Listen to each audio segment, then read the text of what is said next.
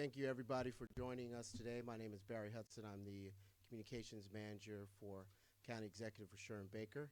I'd like to thank you for joining us for the presentation, County Executive's presentation of the 2018 budget. So without further ado, I'm not going to get into a whole lot of introduction. I'm going to hand it over to our County Executive, the Honorable Rushern L. Baker III.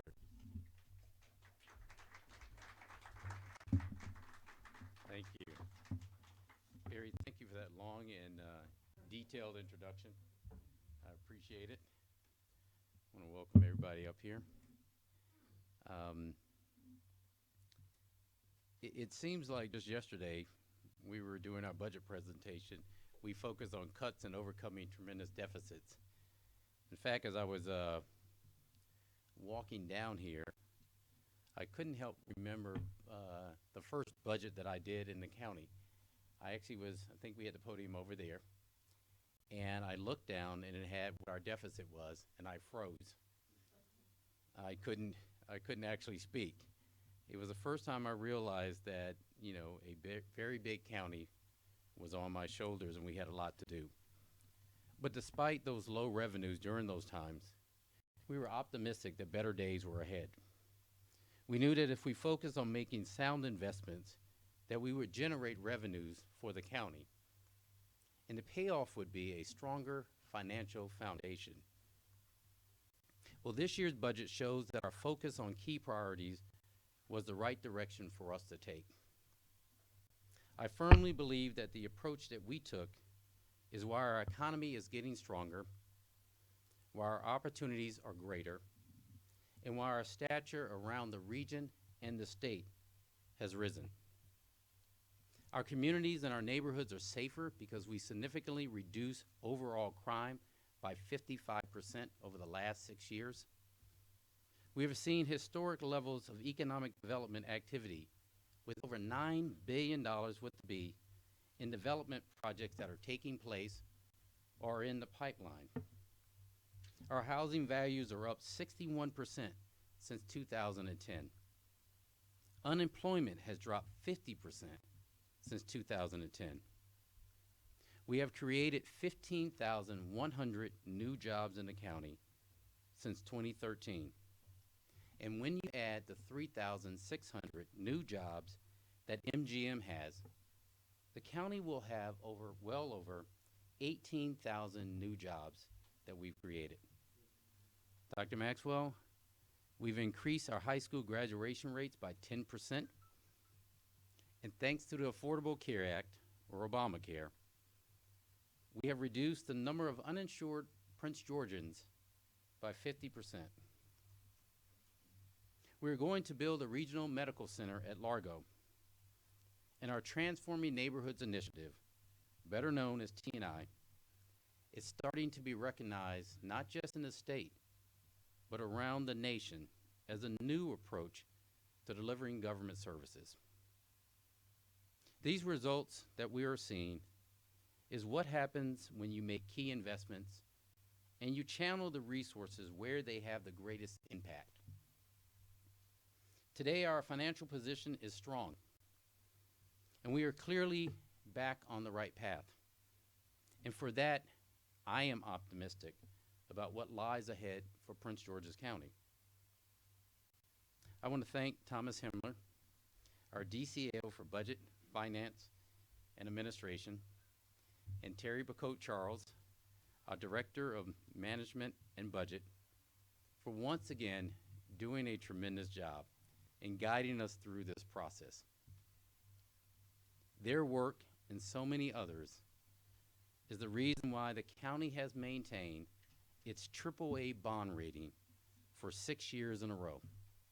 If you think about it, this is a tremendous accomplishment considering where we were in 2010.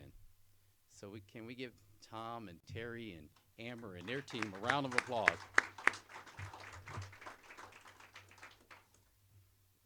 I don't know if I thought that could have happened then. I also want to thank the people of this great county for coming out to our budget hearings, not just this year, but over the past 6 years, and advocating for your causes. I want you to know that we heard you and that your voice matters. Many of you know that I'm an avid reader of presidential biographies.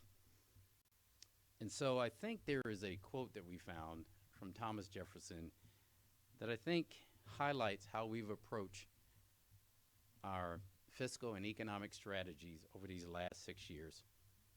Jefferson once said, "I like the dreams of the future better than the history of the past." I like the dreams of the future better than the history of the past. In 2010, we had declining real estate values, high foreclosure rates, high unemployment, rising crime rates, and limited government resources. We had a lot to overcome. But we did not fixate on our past history. We dreamed of a better future, and we created a way to get there. Last year, when I did my budget, I said at that time, this is the smallest deficit that we've had since I've been county executive. Well, this year, we have significantly reduced that. Actually, we reduced it big time, or bigly if you're the president. Sorry. I couldn't help it. They were like, don't put that in there. But it's amazing. I mean, our budget deficit is $4 million. That's right, $4 million. When Tom told me, and those of you know I'm, you're always straightforward and never try to be funny. When Thomas told me that our budget deficit was $4 million, I said, you got to be kidding me.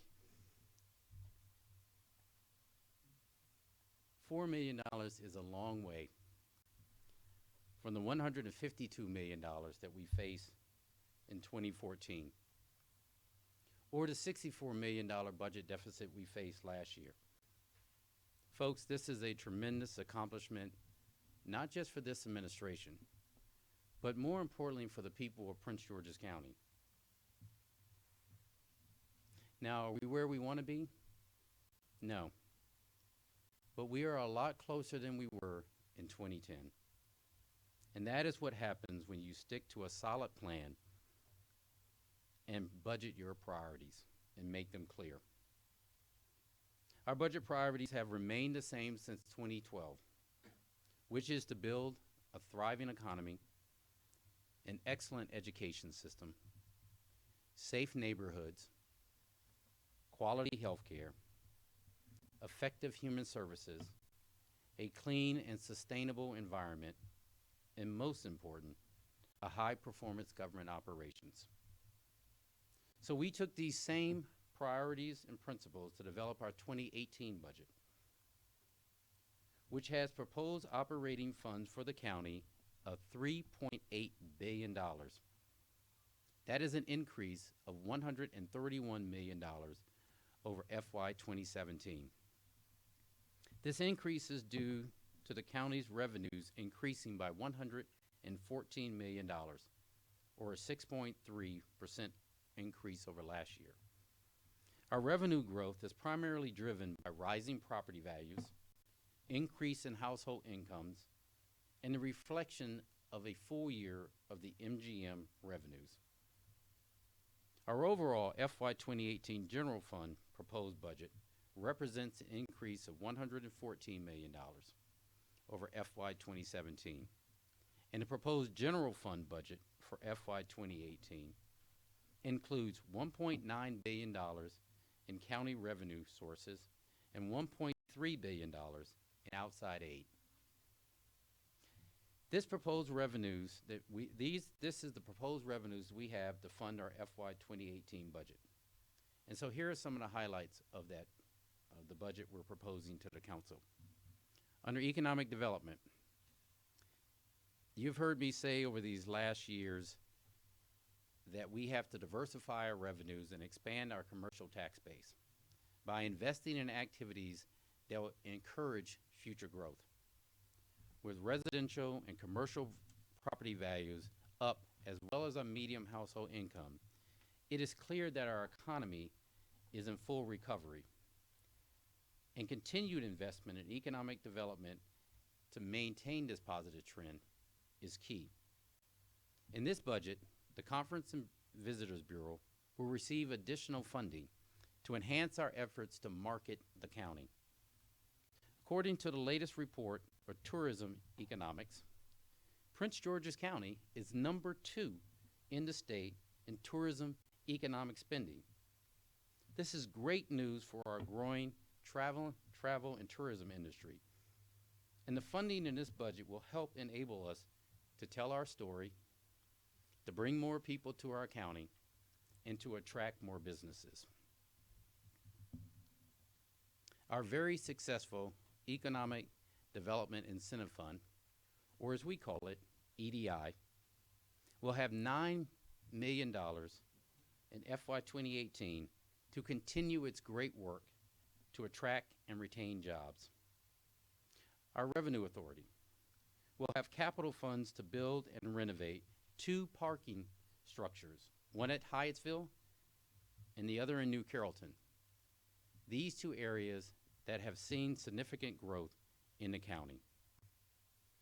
In FY 2018, we will see the start of one of my favorite projects, the Town Square at Suitland Federal Center, with new urban townhomes.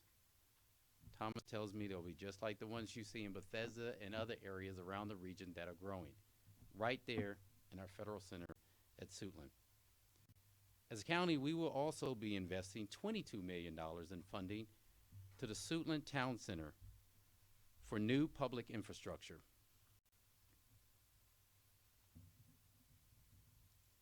To extend residential market recovery and expand the stock of workforce housing, Director Brown, the FY 2018 budget will include $5 million to invest in the county's Housing Investment Trust Fund. $2.5 million, that deserves a round of applause. Workforce. $2.5 million of that, those investments will go toward the county's Pathway to Purchase program, which means for us, 150 more residents will have the opportunity to become homeowners in Prince George's County in FY 2018. The remaining $2.5 million will be used to leverage that with private sector so we make more and more people homeowners in our great county. That is good news.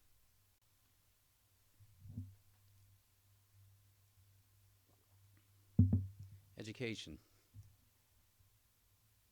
Job and employment are grounded in people having a quality education. Those of you who know me know how committed I am to making our public school system not only the best in this state, but the best in the nation. As long as I'm county executive, I will never waver from my quest to make our public school system our calling card. We must create 21st century learning environments for our teachers and our students. In addition, we have to remain focused on student achievement and graduation rates. In other words, we have to make lifelong learning investments. I want to say that again. We as a county have to make lifelong learning investments. That is why this year's budget will invest in education by funding it to the tune of $1.96 billion, which is an increase of $39.1 million over last year's budget. Is it everything the superintendent wants? No, but we're inching closer. In fact, the county's increase in this budget is $739 million, which means the county's portion that we're giving to our education system is $40 million increase over last year. One of those investments that we will be making together with the school system is to aggressively attack graduation rates. Much like how we've targeted resources in our T&I areas, we are targeting our strategies and our resources to improving on our graduation rates, which are great. I am proposing that we invest $4.7 million to improve the graduation rates at 4 of our area high schools: Bladensburg High School, Central High School, and High Point High School and Northwestern High School. Although we have seen a tremendous progress in our education system, our academic progress, and our graduation rates around the county, these 4 schools need additional resources. And I believe by aggressively working with them, we not only improve the graduation rates for those systems, but we help the entire school system and thereby the entire state. In addition to teaching and learning investments, we are going to make capital improvements.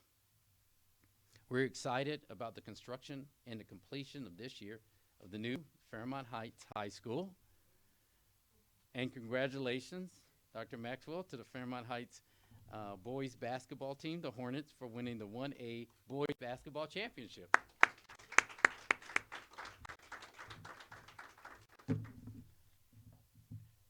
We will begin the planning. I see my children in the back, both graduates of Suitland High School. So everyone knows that Suitland is one of my favorites. I am pleased that we will begin the planning of the new Suitland High School complex, as well as the demolition and replacement of William Worth Middle School.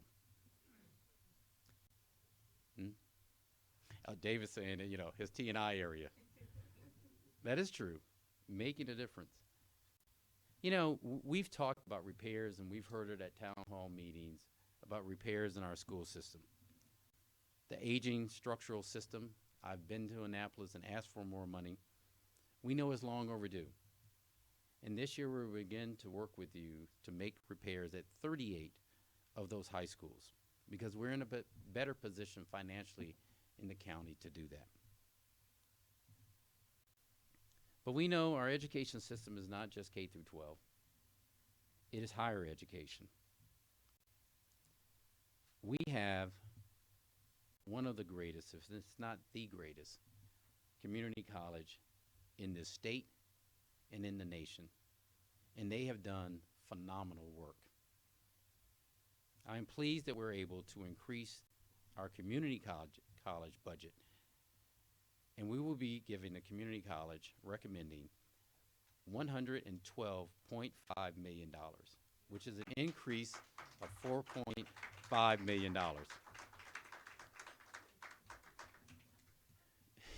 There's a board back there.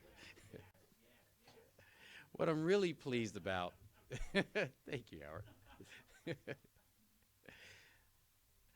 What I'm really pleased about is that we will be using $1.7 million for what is called the new Promise Scholarship Program. Thank you. Just think about it. That program is meant for 500 county residents who will now have the opportunity to complete their higher education quest. How much better does it get? But we understand with expanding enrollment, there needs to be expanding infrastructure. And we're also going to invest in the facilities in our community college. We're building right now the new culinary facility. If you go down 202, you'll see it over there. It's phenomenal. That means all those hotels and restaurants and places like that, we're going to actually have our kids, our babies, working in those places and train right here in Prince George's County. How great is that? The other leg of our education system, and a phenomenal one it's been, and a real partner, is our public library system. It is an important component of our education system. That is why this year we're increasing the funding to we're increasing the funding and we're investing $29.8 million, which is an increase of $1.8 million over last year. And we will continue to focus on lifelong learning with the program that we are excited about. I know Thomas Himmler really is. It's Books from Birth. In this program, what we hope to do, our goal is to reach 7,200 children under the age of 5 who will start to get books from us, from our library system, their own books, so that we can start those young minds on their path and journey as lifelong learners, making them ready for the time that they enter into our schools, giving them the same opportunities that my children have and many of your children have. That is going to be great for our county. We will continue to build and design and construct new libraries throughout our county. The areas we will focus on this year in this budget are Hyattsville, Bladensburg, and Surrattsville and Clinton. And we will continue in the budget the renovation of the new Carrollton Branch Library. These are the type of investments we must make in our county system to make our students and our county competitive in the region and in the world. We've also talked a lot about, or I have, about public safety. And we have made tremendous strides in reducing crime and saving lives.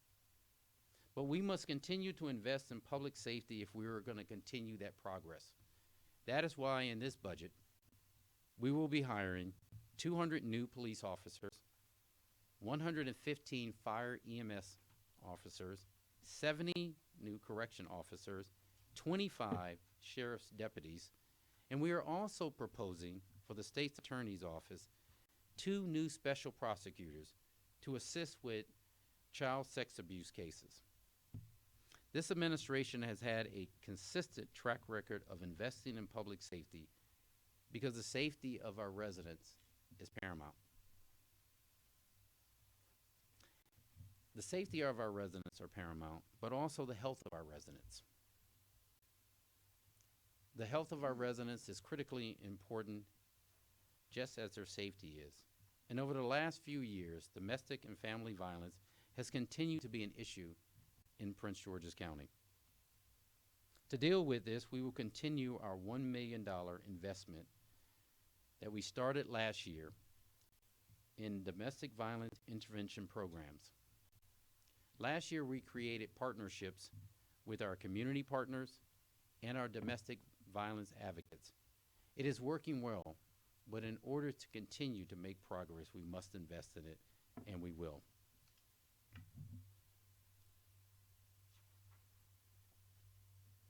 A program, that initiative that we're starting that I'm excited, is to assist residents who have developmental disabilities in finding fulfilling employment. That is why we are proposing to implement a developmental disabilities apprenticeship initiative. Through this initiative, developmental disabled residents will participate in a training program to prepare them for county jobs. We look forward to launching this program, which will provide an opportunity for 10 individuals to become county employees. Wouldn't that be great? Thank you. The construction of our new regional medical center is scheduled to take place in the fall of 2017, and it will take place. We will continue to demand that the state live up to its obligation and put funding in the budget this year for the operation of the dimensions and also for the capital. Just like we are living up to our obligation in the county in this proposed budget by including $15 million for the operating budget for the Mentions healthcare system. This regional medical center will not only impact the county in terms of our health outcomes, but also economically. It is important for the county, it is important for the state, and we're going to make sure it happens. Under our Department of Public Works and Transportation, we can improve the quality of life of our residents by making sure our roads are safe. To that end, the planning, and this is one where we can tell the residents, we hear you and we heard you. Our planning will begin on the new South County Road Improvement Project. This project will provide funding to address the traffic congestions and better accommodate the economic development growth we see in the southern portion of our county. But we will also put money in the budget to address and replace and rehabilitate several of our bridges throughout our 500 square miles. We're excited about putting money in the budget this year for a bike share program, which is once again, we hear you and we heard you. I see him back there clapping. A bike share program in Rhode Island Avenue corridor and at National Harbor. Imagine you can get your bike at National Harbor, go across the Woodrow Wilson Bridge and come back, or bike down Route 1. This is going to be phenomenal, and we're excited about that. I talked about what it was like when I came in here in 2010. Part of that was to ask government agencies and employees, one, every agency to take a 5% cut. It's hard. Brand new county executive, many of the employees didn't know me. Some of them didn't support me, as hard as that is to believe. But we asked them to work harder with less and work smarter. And they did it. And I applaud them for sticking with us and serving the citizens of this great county. I'm pleased that this year we can actually say a little thank you. And that is by proposing an increase in compensation for our county employees who really deserve it. And it's a way, yes, that deserves a round.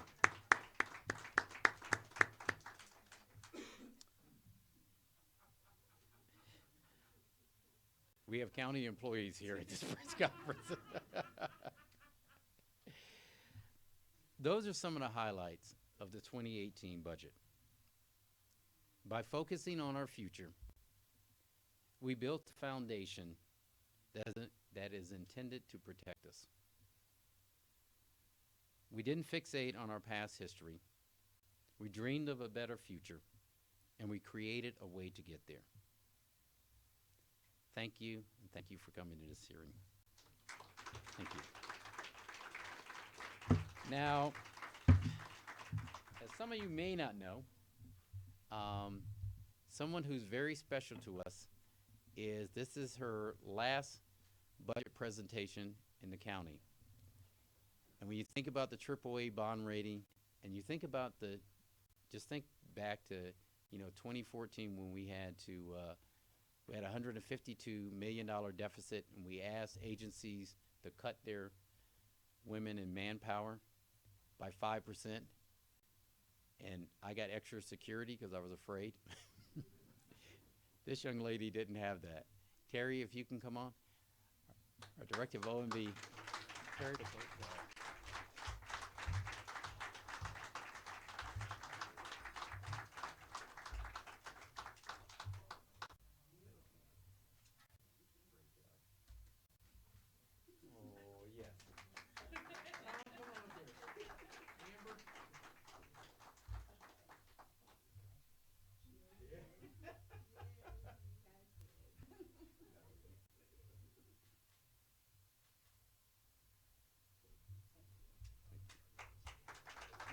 good. Thank you very much. We look forward to passing this to the council. This is one of my favorite days as county executive, the end of it. Because on the Ides of March, I get to pass it to Caesar. No. But thank you for coming out. I think I got away without saying anything too bad.